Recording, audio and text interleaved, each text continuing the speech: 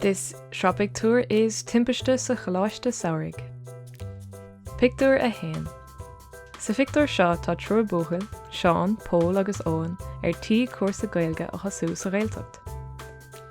Deir a his mothirí leo a bheith cuaramach, tanna bheith baint as an gúrsa agus guaonn si á mór ortha. Fágan na buchailí sláán an sin lena dis mothirí. Pictúr a dó. Cuirtar clár ama gnóthach siúl do na daltaí. Bíonn ranganna acu madan ó leathúir tar éis é go leathúir tar éis dóghíoch. Tar éis an loin, bíonn cluichí páirce trá agus istigh acu go dtí leathúir tar éis cuaig.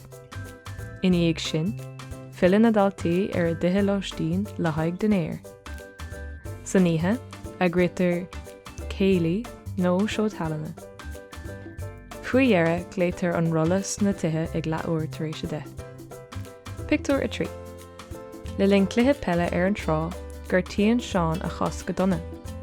Is léir go bhfuil sé bíonn fásach agus ag scradaíl in áard a chin is a gotha. Pictúr a chathair. Cuireann duine den na múntóirí Seán sa chár. Is réigean atá sé an ann siúil. Tá trua ag na múntóirí eile do cheann. Tá dúil mhóraige sa spórt agus seo an fág gur tíoga.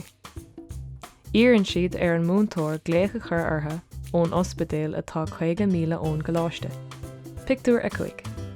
San ospidéal tá deiscéalaigh an dochtúr agus tar éis cos cheáin a scrúdú. Níonn sé briste ach beag madaí cuise a úsáid feadh tamalín.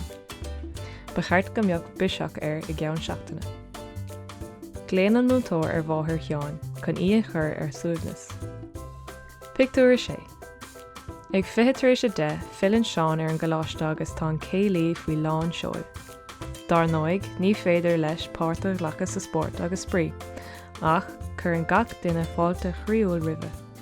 Gan áras tá faoise bhar gach duine go bhfuil Seán ar ais, slán sábháite.